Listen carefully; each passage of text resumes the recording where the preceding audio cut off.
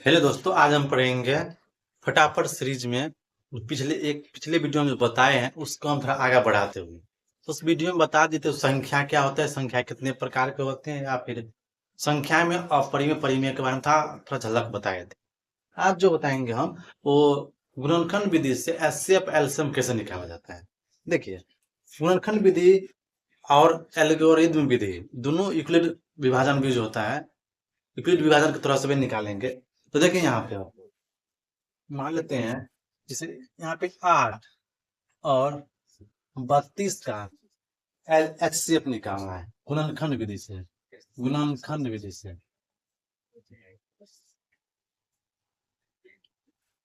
गुणनखंड विधि से कैसे निकालेंगे? जो संख्या दो गुने दो गुने दो, मतलब गुना करने पे इतना आ जाना चाहिए। पहली संख्या 2 से कट रहा है, 2 दूनी 4, 4 दूनी 8, समझ गया। अब 32 देख लीजिए, 2 से भी कटता है, फिर 2 से कटता है, 2 गुने 2 गुने 2, 2 दूनी 4, 4 दूनी 8, 8 दूनी 16, 16 दूनी 32, ठीक है। जो बात कर रहा है 8 और 32 को निकालने के लिए ना, तो जो दोनों मिल जाए, एगो यहाँ पे मिल गया, एगो यहाँ पे मिल गया, एगो यहाँ पे मिल गया, तो एचसीएफ जो होता है जो दोनों मिलना चाहिए, जितना बात करे वो सब मिलना चाहिए। यहाँ पर क्या हो गया, 2 हो गया, यहाँ पे क्या हो गया, 2 हो गया, यहाँ पे 2 हो गया, यहाँ पे क्या हो गया, एचसीएफ, ठीक है। देखिए इसमें क्या, 2 दूनी 4, 4 दूनी 8 हो गया, ठीक है। ये हो गया आपका एचसीएफ निकालने तरीका। अब एलसीएम कैसे निकालेंगे? एलसीएम की बात करें, एलसीएम कैसे निकालेंगे? तो एलसीएम जो कहता है, जो पहले दोनों मिल गया उसको लिख लीजिए, तो निकल क्या कितना है, ई मिल गया, ई मिल गया, ई मिल गया, ये दोनों मिल गया, जितना मिला उसको लिखिए, 2 गुने 2 गुने 2। अब बाकी जो बचा उसको भी नहीं, ये भी, ये दोनों बचा है, ठीक है, ये बचा है। तो क्या हो गया यहाँ पे, 4 दूनी 8, 2 दूनी 4, 4 दूनी 8, 8 दूनी 16, 16 दूनी 32, कितना हो गया यहाँ पे, 32 हो गया इसका एलसीएम, ठीक है। अब एक बात और जान लीजिए, एल एचसीएफ जो होता है ना, एचसीएफ वो एलसीएम का मल्टीपल होता है, एलसीएम का मल्टीपल। मतलब देखिए यहाँ पर देखिए, एचसीएफ कितना निकला 8, हाँ, एलसीएम कितना निकला 32, मतलब 8 के ही टेबल में 32 आ रहा है, तो 8 को पढ़ने पर ही आएगा, ये पहाड़ा में आ जाएगा। इसीलिए हम क्या कहते हैं, एचसीएफ जो होता है एलसीएम का मल्टीपल होता है, ठीक है। ये हो गया आपका, ये गुणनखंड विधि था। एक और बता देते हैं, जैसे मान लेते हैं 16 27 हो गया, 27 हो गया और 30 हो गया, इस दोनों कैसे निकालेंगे? तो देख लीजिए यहाँ पे 27 को कैसे लिख सकते हैं, 2 से नहीं कटेगा, 3 गुने 3 गुने 3, 3 तिया 9, 9 तिया 7, ठीक है। अब 30 को देखिए, 2 गुने, ठीक है, 2 गुने 3, ठीक है, फिर क्या होगा यहाँ पे 5 हो गया, ठीक है। और ये हो जाता है, देखिए यहाँ पे जो मिलता है ये मिल गया, तो जो मिल गया वही इसका क्या होगा, एचसीएफ। एचसीएफ कितना हो गया यहाँ पे, 3 हो गया। बाकी जो नहीं मिला, एलसीएम जो होता है वो क्या होता है, जो मिल गया उसको पे लिख लीजिए, ठीक है। बाकी जो बचा है 3 3, 3 गुने 3 गुने 2 गुने 5, ये हो गया, ठीक है। इसका क्या हो गया, एलसीएम। तो 3 तिया 9, 9 तिया 27, 27 में 54, 54 को 5 से गुना कर लीजिए, ठीक है। क्या होगा, 70, 270 हो जाएगा, ठीक है। इसमें क्या होगा, 270 हो जाएगा। तो समझे बात, ये ऐसा इस तरीके से निकाल सकते हैं, वो है गुणनखंड विधि के द्वारा निकालना। लेकिन गुणनखंड विधि नहीं, इसमें जो पॉपुलर जो होता है, पूछ देता क्वेश्चन, वो पूछता है कि एल्गोरिथम विभाजन मतलब विधि से बनाई है, तो उसको बना के देखते हैं तरीका।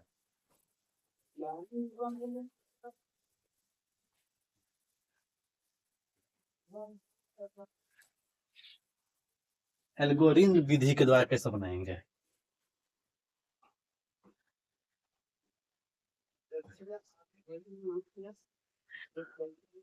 विधि, एल्गोरिथम विधि, ये कैसे बनाएंगे इसको? देखिए, ये जो होता है इसका फॉर्मूला होता है क्या, कि ए बराबर बी क्यू प्लस आर, ठीक है, बी क्यू प्लस आर। जहां पर क्या है, यहाँ पे ये जो ए जो है ना, ए बड़ा है 20 से, ए बड़ा है 20 से, ठीक है। बी जो है ना बड़ा होना चाहिए आर से, बी होना चाहिए बड़ा होना चाहिए आर से, या फिर बराबर, बड़ा या बराबर के हिसाब से होना चाहिए। आर और बी जो है क्या होना चाहिए, बड़ा या बराबर होना चाहिए। ठीक है तक उसके बाद अब देखिए इसको कैसे बनाएंगे। जैसे हम क्वेश्चन जो लिए थे, एगो 8 लिए थे और 32 लिए थे। ठीक है, 8 और 32 के जो निकला था उसमें ये दोनों देखिए सेम आंसर आएगा। इस विधि से कैसे बनाएंगे, ठीक है। तो देखिए यहाँ पे इसमें बड़ा क्या है 32, छोटा क्या है 8। तो आप आर क्या होता है, आर बताएंगे, नहीं टेंशन लीजिए। आर जो होता है शेषफल होता है, ठीक है। आर जो होता है शेषफल। देखिए आप 32 ले लीजिए, ठीक है। आप 8 लिख लीजिए। आपको क्या करना है, इसमें कितना से गुना करे जो इसके नजदीक पहुंच जाए, या तो इसके बराबर हो जाए या इसके नजदीक पहुंचे। इसमें कितना से गुना किया जाए, या तो इसके नजदीक पहुंचे या फिर इसके बराबर हो जाए। देखिए यहाँ पे अगर इसमें हम क्या करते हैं, 4 से गुना करते हैं तो 8 चौक 32 हो गया, प्लस आप शेषफल इसका क्या बचा, 0 बचा। शेषफल क्या हो गया, 0 हो गया। यहाँ पे शेषफल क्या हो गया, 0 हो गया। तो क्या हो गया यहाँ पे, तो 8 चौक 32 हो जाएगा, और फिर 0 जो फिर 32 होगा ना। तो जो देखिए यहाँ पे ये जो बी जो देखते हैं आप, बी ही लास्ट में जो बचता है इस फॉर्म में, जो लास्ट में जो टर्म होगा वही HCF बनेगा, वही HCF बनेगा। कितना हो गया यहाँ पे HCF, इसमें निकला गया आपको 8। HCF का मान कितना हो गया यहाँ पे 8, ठीक है। HCF कितना हो गया इसमें 8, ठीक है। यहाँ पे बात कोई दिक्कत नहीं हुआ होगा। एक और क्वेश्चन देते हैं, देख लीजिए यहाँ पे 90 और 16, 90 और 16 के HCF कैसे निकालेंगे। तो इसमें बड़ा कौन हो गया 90, तो 90 किसके लिख लीजिए 90, ठीक है। आप 16 के लिख लीजिए। आप 16 में कितना से गुना करें तो इसके बराबर हो जाए या तो इसके नजदीक हो जाए। तो चलिए 16 का 16 5 80 होगा, ठीक है। 16 5 80 होगा, 16 से 96 होगा। तो 6 तो नहीं पढ़ सकते हैं क्योंकि ज्यादा हो जाता है, तो इसका क्या करना है, कम कर लेना है, ठीक है। 5 से ले 16 5 80, 16 5 80 तो ले लिया, बचा आप कितना, हाँ 90 पुराना रहता है। तो 16 5 तो 80 हुआ, बचा कितना 10 बच गया ना। यहाँ पे कितना बचा 10, शेषफल 10 हो गया। अब देखिए क्या करना है आपको, जब तक ये क्रिया करेंगे तब तक यहाँ पे आर का मान 0 न हो जाए। आपको करना क्या है, अब बड़का जो टर्म में है उस 16 सब लिख लीजिए, ठीक है। अब जो आर बचा है आपके पास, आर इसको यहाँ पे लिख लीजिए। अब क्या करना है आपको, इसमें कितना से गुना करे जो 16 हो जाए या इसके बराबर हो जाए, जैसे मतलब इसके नजदीक आना चाहिए। तो क्या करते हैं यहाँ पे 10 को 1 से ही गुना करेंगे, क्योंकि 10 दूनी तो 20 होगा, 10 खाने 10 10 रहेगा, तो 20 तो हो जाता तो नहीं ना, तो छोटा हो गई। इसलिए क्या करेंगे यहाँ पे कितना बच गया, अब 6 बच गया, शेषफल में 6 बच गया। आपको क्या करना है, जो बड़ा है इसको 10 इस पर लिख लीजिए, ठीक है। आप जो आपको जो शेषफल बचा था यहाँ पे उसको उतार लीजिए, ठीक है। अब 6 में कितना से गुना करे कि 10 के नजदीक चल जाए। तो 6 दूनी 12 तो नहीं ना होगा, तो 6 का 6 लगाएंगे, तो 6 का 6 लगा लीजिए। प्लस में बचा कितना आपके पास 4 बच गया, कोई दिक्कत नहीं होगा। अब फिर क्या करना है आपको, जो इसमें जो इस तरफ जो बड़ा है इसको इस तरफ लिख लीजिए, ठीक है। अब जो आपको शेषफल बचा है इसको उतार लीजिए। अब शेषफल में कितना से गुना करे कि इसके नजदीक पहुंचाना है, मतलब 6 के नजदीक हम करते हैं कि 4 1 4, 4 दूनी 8, तो 8 तो नहीं लगा सकते क्योंकि भरा हो जाएगा इससे, तो 4 1 4 लगे। बचा आपके पास कितना 2 बच गया, 2 बच गया। आपको क्या करना है, फिर जो इस तरफ जो जो दाहिना तरफ जो बड़ा है, बराबर के बाद जो दाहिना तरफ उसको बड़ा जो होगा उसको लिख लीजिए, ठीक है। बराबर लिख लिया। अब बचा आपका शेषफल जो है, शेषफल इस पर तरफ लिख लीजिए, ठीक है। शेषफल इस तरफ लिख लीजिए। अब 2 को कितना से गुना करे कि 4 के नजदीक आ जाए या फिर 4 के बराबर हो जाए। तो 4 1 4, 4 दूनी 2 दूनी 4, सही 2 1 2, 2 दूनी 4 हो जाएगा। तो 2 से गुना करेंगे तो क्या हो 4 हो जाएगा कि ना। अब तो बराबर हो गया, मतलब शेषफल का मान कितना हो गया 0 हो गया। शेषफल का मान 0 हो गया, मतलब जब तक गुना करेंगे तब तक यहाँ पे 0 नहीं, तब तक इसको आपको सॉल्व करता ही रहना है, ठीक है। तो यहाँ पर आप क्या हो गया 0। आप देखिए ये जो इस तरफ रहता है, मतलब देखिए यहाँ पे ए बराबर BQ प्लस आर, ठीक है। ये क्रिया कब तक करते रहेंगे, जब तक आर का मान 0 है। देखिए यहाँ पे ये जो इस तरफ जो है BN है, इस तरफ क्या है BN है, तो BA क्या होता है HCF का जो मान कितना हो गया 2। तो समझे बात, इस शॉर्ट मतलब ये जो है एल्गोरिदम विधि के द्वारा बनाया जाता है, ठीक है। अब देखिए इसमें क्या होगा, आप पूछेगा कि एलसीएम और HCF का संबंध, मतलब लघुत्तम और महत्तम जो होता है उसका संबंध, उसको कैसे निकालेंगे।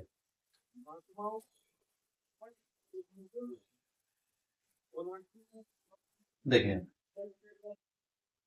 LCM और HC में संबंध ये क्या होता है? देखिए इसका जो फॉर्मूला होता है कि LCM गुण्य HCl बराबर होता है दो संख्या का गुणनखंड, मतलब दो संख्या का गुणनफल। आप लोग पढ़े होंगे 6 क्लास उसमें भी है कि लघुत्तम गुण्य महत्तम बराबर दो संख्या के गुणनफल, या फिर आप सीबीएसई बोर्ड में हो तो LCM into HCF equal to product of two number. ठीक है, पढ़े होंगे क्या यहाँ पे दो संख्या के गुणनफल, दो संख्या का गुणनफल। ठीक है, गुणनफल ये पढ़े होंगे आप लोग। ठीक है, ये सब पढ़े होंगे मतलब छोटे पिछले क्लास सब में। देखिए इससे हम क्या निकालेंगे, आप क्वेश्चन जो रहेगा बोलेगा कि 32 और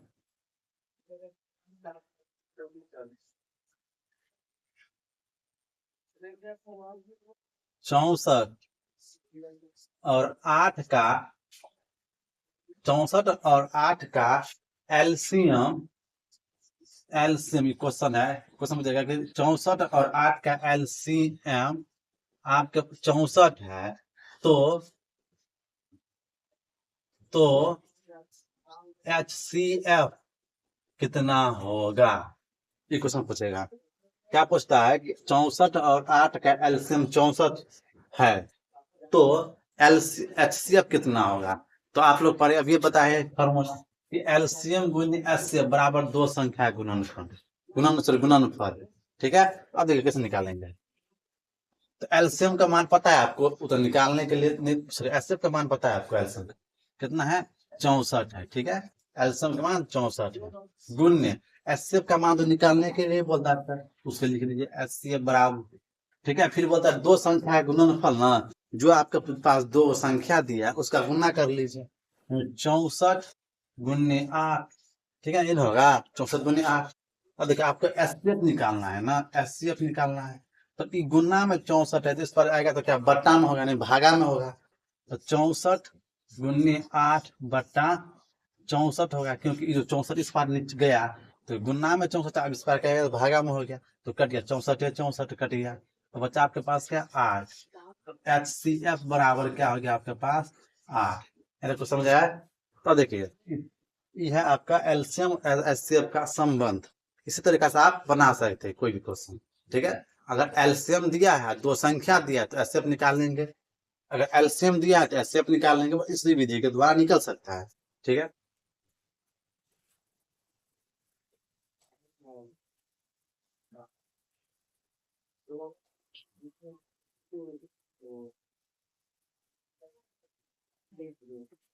अब देखिए आप जो होगा परिमेय और अपरिमेय के क्वेश्चन है।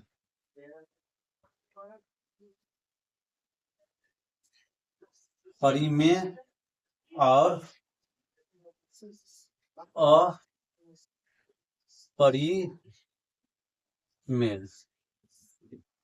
देखिए अपरिमेय और परिमेय क्या होता है, मतलब वैसा संख्या जिसको हम P/Q के रूप में लिख सकते हैं, मतलब ऐसा P/Q के रूप में लिख सकते हैं, उसे क्या कहेंगे हम परिमेय संख्या कहेंगे। हाँ, ये कंडीशन कह दिया है कि Q का जो मान ना कभी भी 0 नहीं होना चाहिए, Q का मान कभी भी 0 नहीं होना चाहिए, अन्यथा आपको क्या हो जाएगा वो अपरिमेय हो जाएगा। ठीक है, तो क्या हो जाएगा यहाँ पे वो अपरिमेय हो जाएगा।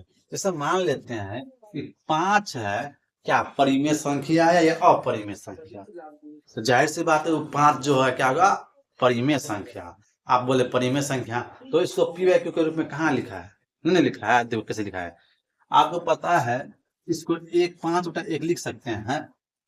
ठीक है, कि आपको पता होना चाहिए कि 1 से किसी भी संख्या में भाग देने पर कोई फर्क नहीं पड़ता है।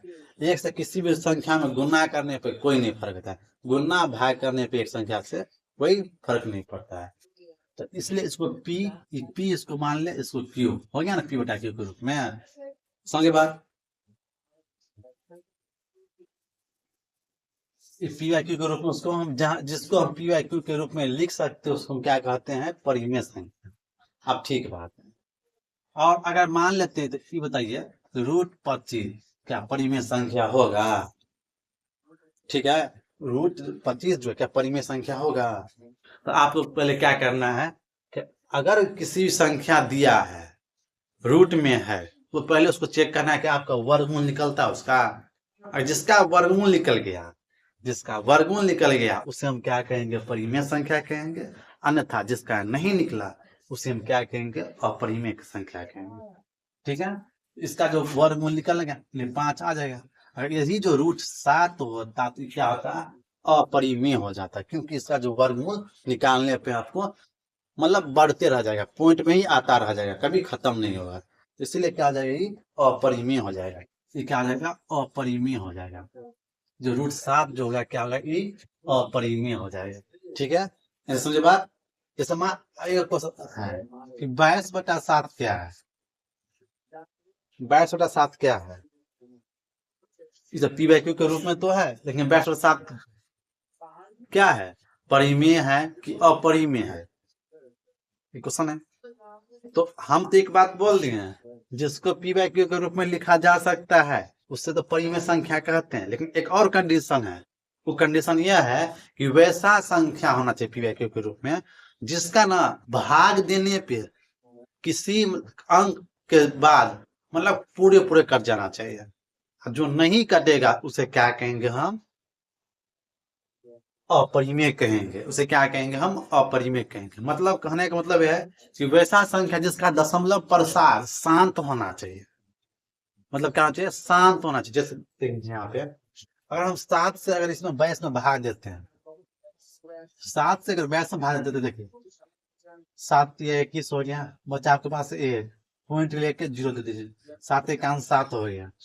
फिर कितना आ गया यहाँ पे, 3 आ गया। फिर एक और 0 अपने मन से ले सकते हैं, 7 या 1 7 चौके 28 हो गया यहाँ पे। ठीक है, 28 हो गया। कितना बचा यहाँ पे, 2 बचा। फिर 0 अपने मन से ले सकते हैं। ठीक है, आप अपने मन से 0 ले सकते हैं। तो कितना यहाँ पे हो गया, 7 दूनी 14 हो गया, क्या 14। ठीक है, घटाइए कितना बचेगा, 6। इस बार देखेगा यहाँ पे देखिए 6 हो गया। ठीक है, आप फिर आप 0 ले लीजिए, 7 हो गया, 0 हो गया, कितना आपके 60 हो गया। 60 हो गया कि नहीं? आप फिर इसमें 7 से भाग देंगे तो कितना हो जाएगा, क्योंकि इस यहाँ पर हम इसलिए लिखा आपको दिखेगा नहीं, इससे उठा कर हम यहाँ पे लिख लीजिए। ठीक है, तो 60 हो गया। अगर 60 में अगर भाग देंगे तो कितना होगा, देखिए यहाँ पे, तो 7 7 8 56 हो गया, कितना 7 8 56 हो गया, 7 8 56, फिर 4 बच गया।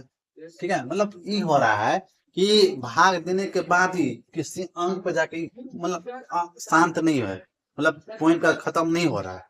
तो इसलिए इसको क्या कहेंगे, इसका दशमलव प्रसार, इसका दशमलव प्रसार कैसा है, इसका दशमलव प्रसार जो है अशांत है। क्या ये अशांत है, अशांत में जाएगा जिसका दशमलव मतलब भाग देने के बाद पॉइंट में आता ही रह जाए उसे क्या कहेंगे हम, दशमलव प्रसार अशांत है, तो शांत नहीं है। तो इसलिए क्या आ जाएगा, ये 22/7 एक अपरिमेय संख्या हो गया। ठीक है, अब देख लीजिए। ठीक है, अब देखिए यहाँ पे आप बोलिए तो 22/7 अपरिमेय संख्या, मान लीजिए अपरिमेय संख्या 22/7। तो बताइए पाई जो होता है, पाई ये क्या होगा, पाई जो है वो क्या होगा, पाई क्या होगा, शांत होगा कि अशांत? तो देखिए पाई जो होगा वो शांत होगा। अब बोले कैसे होगा, देखिए अगर पाई का वैल्यू लेंगे तो वो क्या होता है, 22/7 वो तो अशांत हो गया, लेकिन पाई जो होता है वो शांत है। आप देखिए कैसे, हम क्या बोले, एक जो ऐसा संख्या है किसी भी चीज में भाग देने पर वो उतना ही रहता, बदलता नहीं। तो अपने मन से अगर हम मान ली एक से भाग दे रहा है तो क्या पी वाई क्यू के रूप में आ गया कि नहीं? ठीक है, तो इसीलिए पाई को बोलते हैं हम शांत, अब मतलब पाई को बोलते हैं परिमेय संख्या। ठीक है, ये बहुत बड़ा कंट्रोवर्सी है। आप देखिए दशमलव शांत अशांत में क्या है, जैसे मान लेते हैं अभी हम 5 में 2 से भाग देते हैं, 5 का 2, ये शांत है कि अशांत, तो ये देखते हैं। जिसका देखिए पी आई क्यू के रूप में आ गया, तो पहले बता रहे पी वाई क्यू के रूप में आ गया, लेकिन एक बात और चेक करना पड़ेगा आपको, इसका जो ना, इसका जो भाग देने पे दशमलव प्रसार कैसा है, तो भाग दे दीजिए ना, 2 से भाग दीजिए, 2 दूनी 4 हो गए, यहाँ पे बचा आपके पास पॉइंट ले लीजिए, 0 दे दीजिए, 2 पंचे 10, 2 पंचे 10, कट गया। देखिए पॉइंट के बाद एक अंक के बाद शांत मतलब खत्म हो गया कि नहीं, इसलिए इसको बोलेंगे हम ये शांत है। ये क्या है? शांत। इसका दशमलव प्रसार क्या है? शांत है। समझे बात? आप ये परिमेय अपरिमेय समझ गए, मतलब कौन परिमेय होगा कौन अपरिमेय होगा। आप सिद्ध करने वाला आता है कि बताइए कि √3 जो है कि अपरिमेय है कि परिमेय है। अगर अपरिमेय है तो आप क्या करें? सिद्ध करके दिखाइए। ठीक है, देखते हैं यहाँ पे आइए।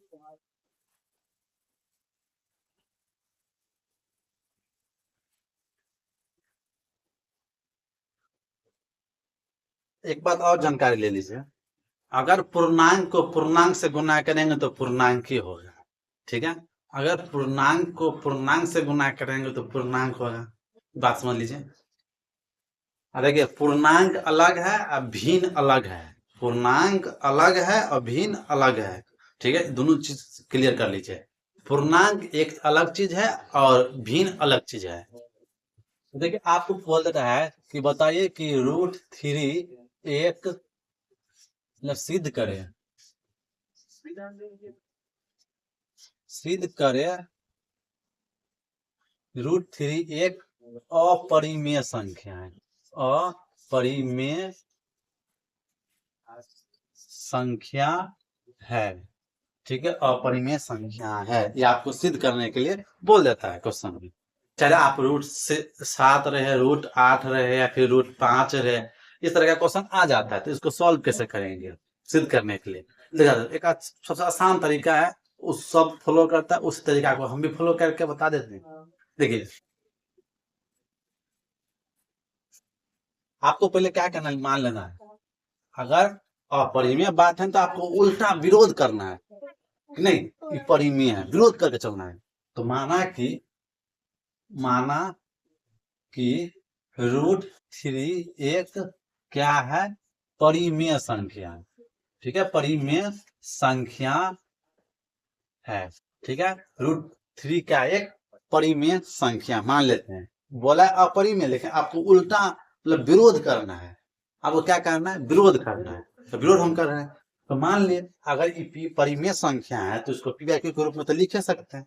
तो इसलिए √3 जो होगा क्या होगा? पी वाई क्यू के रूप में इसको लिख सकते हैं हम, ये नहीं हो सकते हैं, ये लिख सकते हैं पी वाई क्यू के रूप में। ठीक है, √3 क्या होगा? एक परिमेय संख्या है, तो इसको पी वाई क्यू के रूप में लिख सकते हैं। इसको समीकरण 1 मान लीजिए। और ये देख लीजिए, जहां पी एवं क्यू एक पूर्णांक है। क्या है? पूर्णांक है। जहां पी एवं क्यू एक पूर्णांक है। ठीक है, ये क्या है? पूर्णांक है। और क्यू का जो मान होगा 0 के बराबर नहीं, 0 के बराबर नहीं है। आपका क्या करना है, ऐसा समझे बात? आपको मान लेना है कि √3 एक और परिमेय संख्या है। जो अगर परिमेय हो गया तो उसको पी वाई क्यू के रूप में लिख सकते हैं। तो बराबर कर लीजिए √3, या √7 रहे तो √7 कर लीजिए, √8 रहे तो √8 कर लीजिए। समीकरण 1 मान लीजिए। लिखना आपको जहां पी एवं क्यू एक पूर्णांक। ठीक है, जहां पी एवं क्यू एक पूर्णांक है। ऐसा समझे बात? अब क्या करना है, समीकरण एक को वर्ग करने पर, वर्ग करने पर मतलब दोनों तरफ वर्ग करते हैं। समीकरण एक को वर्ग करने पर मतलब दोनों तरफ वर्ग करते हैं, यहाँ पे दोनों तरफ वर्ग करते हैं। पी बटा क्यू, पी बटा क्यू,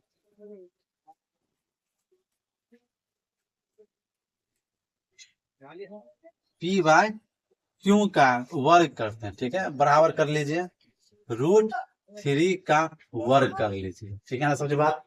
वर्ग कर लिए तो आप क्या होगा, इसको p² / q² लिख सकते हैं कि स्क्वायर दोनों के लिए होगा, बट्टा ऊपर भी होगा नीचे भी होगा। अब क्या है, स्क्वायर से रूट आपको कटता है, पता है ना, वो स्क्वायर से रूट कटता है, आपको क्यों कटता है देखिए, वह जो रूट होता है उसका मतलब होता है उस संख्या का पावर जो होगा ना 1/2 होगा, ठीक है, 1/2 होगा। यहाँ पर देख लीजिए, तो 3 के पावर 1/2, इसका होल स्क्वायर 2 है, तो क्या पावर का पावर होता है, क्या तो गुना होता है, तो 3 के पावर 1/2 फिर इसका 2 गुना ना, तो 2 से 2 गया, 3 बच गया सिर्फ, इसीलिए क्या हो गया, स्क्वायर से रूट कट जाता है, तो 3 हो गया, ठीक है, 3 हो गया।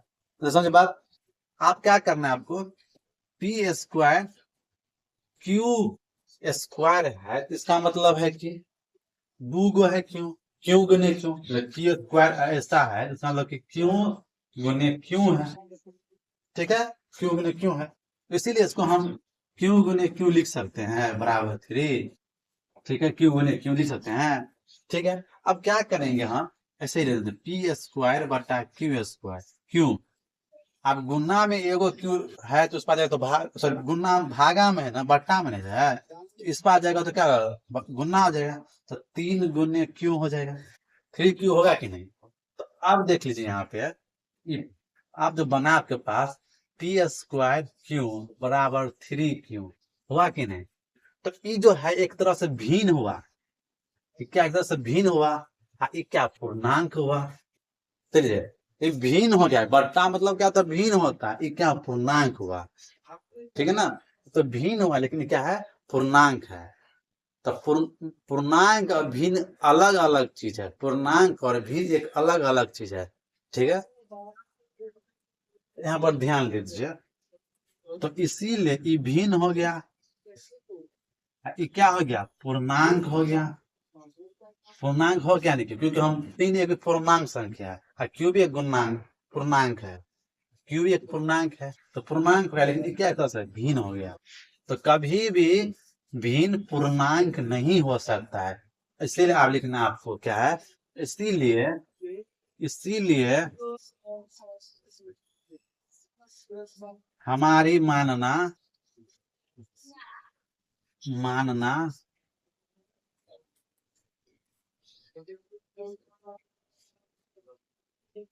मानना गलत है, हमारी मानना क्या है, गलत है, हमारी मानना क्या है, गलत है, इसलिए हमारा मानना क्या है, गलत है, अतः अतः √3 एक क्या है, अपरिमेय संख्या है, क्या है, अपरिमेय संख्या है, अपरिमेय संख्या है, ठीक है। इसी तरह से आप इक्वेशन बना सकते हैं, चाहे आप √7 हो, √5 हो, √3 हो, √2 हो, ठीक है, इस तरह से आप निकाल सकते हैं, जिसका वर्गमूल नहीं निकलता, ठीक है, ये शॉर्ट विधि है, बहुत इजी तरह से बन जाता है, ठीक है, तो ये आपको परिमेय के सिद्ध करने का तरीका बता दें, आगे चलते हैं हम।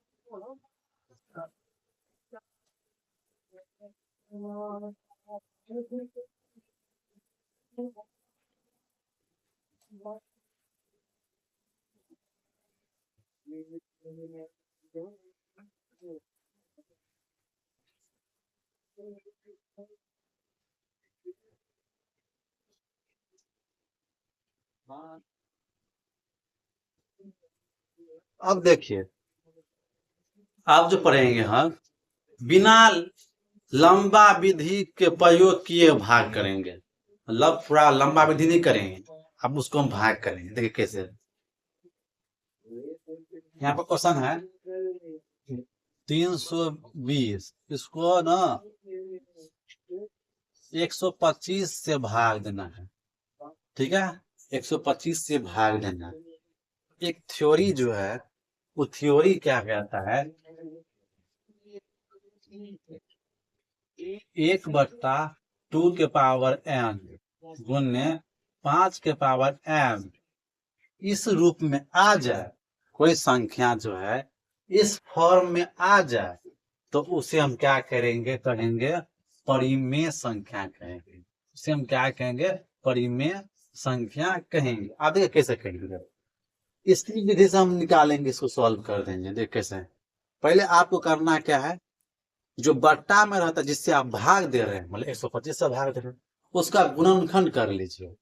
ठीक है, गुणनखंड कर लीजिए 125। एक बात और ध्यान दीजिएगा, अगर किसी संख्या में 1/2 के पावर n गुने 5 के पावर m, मतलब 2 5 के अलावा कोई और संख्या आ जाए, 2 5 के अलावा कोई और संख्या आ जाए, तो वो जो क्या होगा, अपरिमेय संख्या होगा।